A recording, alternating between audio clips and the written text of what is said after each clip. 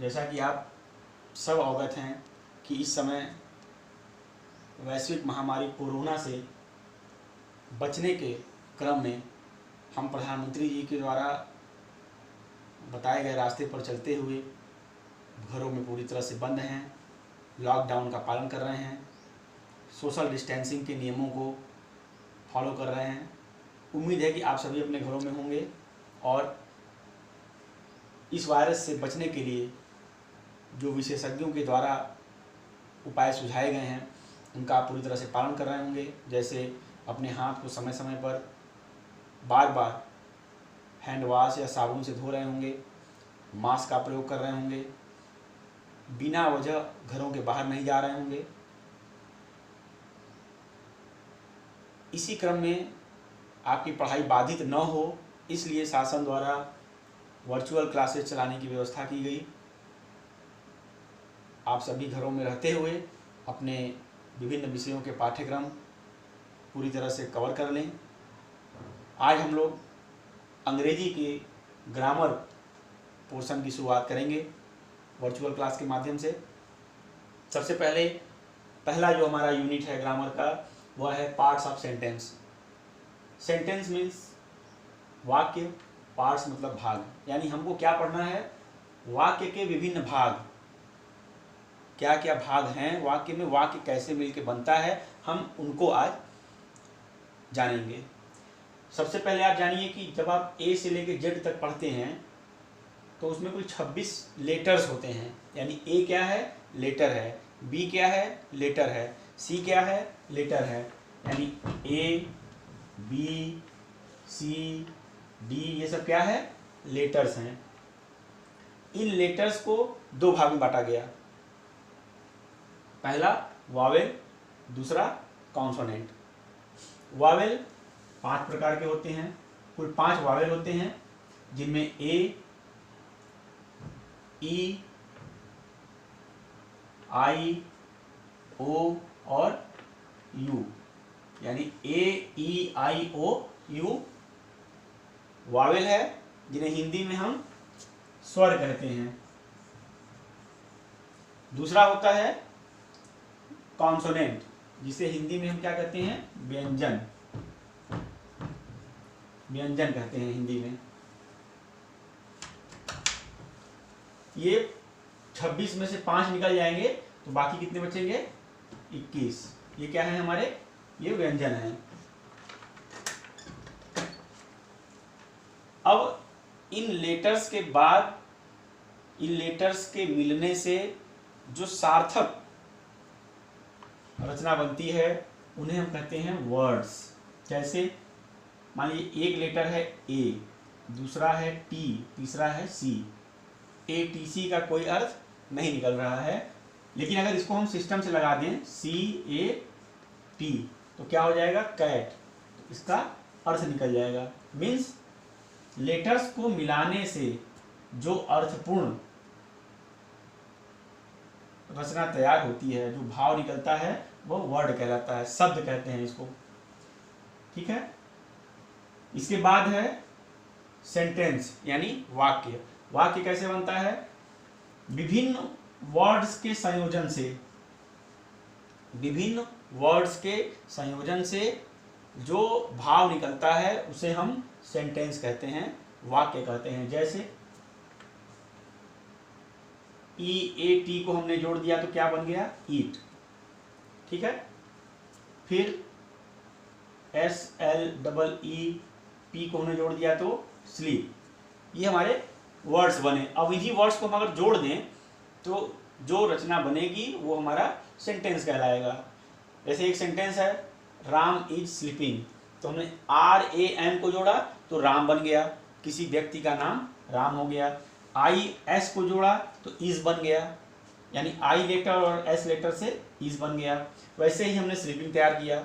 अब इन तीनों वर्ड्स को जब एक साथ हम लेते हैं, राम इज स्लीपिंग, इसका अर्थ है, जब अर्थपूर्ण होगा तभी वो वाक्य कहलाएगा। अगर हम इसको ऐसे लिख दें, स्लीपिंग इज राम, इसका कोई अर्थ नहीं है, इसलिए इसको वाक्य नहीं कहा जाएगा। अब वाक्य की रचना के बाद हमारे लिए यह जानना जरूरी हो जाता है कि वाक्य के कितने भाग होते हैं, वाक्य किनको किनको मिला करके वाक्य बनता है। तो सबसे पहले वाक्य को हम दो भागों में डिवाइड करके अध्ययन करते हैं, स्टडी करते हैं। पहला सब्जेक्ट और दूसरा प्रेडिकेट। सब्जेक्ट क्या होता है? किसी वाक्य में जिस व्यक्ति, वस्तु या स्थान के बारे में बात की जाती है वो सब्जेक्ट होता है। जैसे एक वाक्य हमने लिखा है यहाँ, राम इज स्लीपिंग। ठीक, अर्थ इसका क्या होगा कि राम सो रहा है। कौन सो रहा है? राम सो रहा है। यहाँ राम क्या होगा? सब्जेक्ट हो जाएगा। राम सब्जेक्ट हो जाएगा, यानी कि राम इज स्लीपिंग। ठीक है, यहाँ राम हो गया सब्जेक्ट। सब्जेक्ट के बाद जो बचता है वो टोटल प्रेडिकेट हो जाता है। ये क्या हो जाएगा? प्रेडिकेट। यानी कि राम इज स्लीपिंग में अगर आपसे कोई पूछे कि सब्जेक्ट क्या है तो आप तुरंत जवाब देंगे कि राम। यानी कि जब जो किसी का नाम है, स्थान है, वस्तु है तो वो सब्जेक्ट कहलाएगा। अब सब्जेक्ट को हम लोग चार अलग अलग कैटेगरीज में डिवाइड करके स्टडी करते हैं। पहला होता है डिटरमाइनर। डिटरमाइनर क्या होता है? किसी वाक्य में जहाँ ए, एन, द ये सब लगा होता है तो उसको हम लोग डिटरमाइनर कहते हैं। जैसे एक सेंटेंस हमने यहाँ लिखा है कि an old man is sleeping. तो अगर आपसे पहले कोई पूछे कि इसमें सब्जेक्ट क्या होगा तो आप तुरंत बताएंगे कि एन ओल्ड मैन। ये क्या है? ये पूरा सब्जेक्ट है। लेकिन अब इसको हम अलग अलग कैसे डिवाइड करेंगे? एन मतलब एक, इज स्लीपिंग सो रहा है। कौन कौन सो रहा है? एक बूढ़ा आदमी। एक बूढ़ा आदमी सो रहा है, यानी एक बूढ़ा आदमी सब्जेक्ट हो गया। अब अलग अलग आप देखिए तो इसमें पहला होता है डिटरमाइनर। डिटरमाइनर क्या है? एन। दूसरा है क्वालिफायर, जिसको हम एडजेक्टिव भी कहते हैं, यानी विशेषता बताता है। तो व्यक्ति की विशेषता क्या है कि वो ओल्ड है, ओल्ड एडजेक्टिव होता है। क्वालिफायर हो जाएगा ओल्ड, यानी एडजेक्टिव है ओल्ड।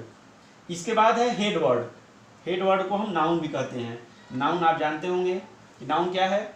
कि noun is the name of place, person और थिंग। तो जहाँ किसी व्यक्ति, वस्तु या स्थान के नाम की चर्चा होती है उसे हम नाउन कहते हैं। इसका मतलब कि मैन क्या है? नाउन है, हेड वर्ड है। तो अलग अलग क्या करेंगे हम?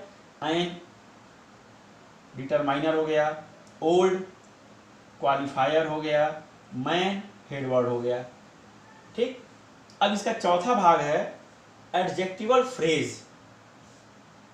ठीक है, एडजेक्टिवल फ्रेज क्या होता है कि जो हमारा सब्जेक्ट है वह कोई कार्य कर रहा है, अगर वो किसी विशेष स्थान, विशेष समय या विशेष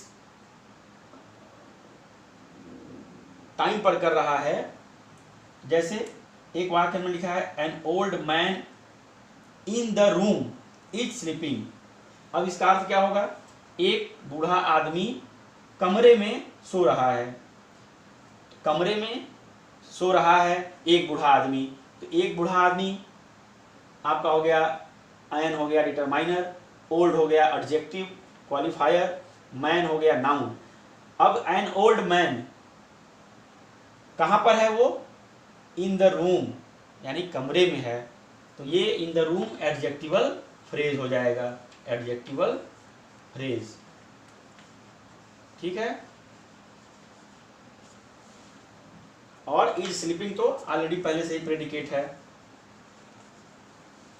तो अब हमने देखा कि लेटर से शुरू करते हुए लेटर, वर्ड, वर्ड्स के बाद सेंटेंस, सेंटेंस के दो भाग सब्जेक्ट और प्रेडिकेट। सब्जेक्ट में चार भाग, determiner, qualifier, head word, adjectival phrase. अब इसके बाद आपके बुक में एक्सरसाइज दिए होंगे, आप उनमें से पहला एक्सरसाइज यानी एक्सरसाइज 1 आप हल करेंगे। हम लोग इस पर और एग्जाम्पल देख सकते हैं कि जैसे अगर कोई कहे कि dog is barking, barking barking जो भौंकना, कुत्ता क्या कर रहा है, भौंक रहा है। तो इसमें डॉग क्या होगा, सब्जेक्ट, बाकी का हो गया प्रेडिकेट। इसी प्रकार से आपको अपने बुक का पहला और दूसरा एक्सरसाइज, जिसमें कि दिया हुआ है कि आपको सब्जेक्ट और प्रेडिकेट अलग करना है, फिर सब्जेक्ट के सारे चारों पार्ट्स को अलग करने हैं। तो आपको करना क्या है कि एक्सरसाइज 1 एंड 2, एक्सरसाइज 1 एंड 2 आपको अपनी बुक से सॉल्व करना है। नेक्स्ट क्लास में हम इसके आगे बढ़ेंगे और इस प्रेडिकेट के बारे में और डिटेल हम लोग स्टडी करेंगे। यानी कि जो नेक्स्ट हमारी क्लास होगी उसके पहले आपको अपना पहला और दूसरा एक्सरसाइज सॉल्व कर लेना है। अगर किसी को कोई प्रॉब्लम होती है तो आप उसका सलूशन यहीं इसी वर्चुअल क्लास के ही माध्यम से आप अपना सलूशन करा सकते हैं। धन्यवाद।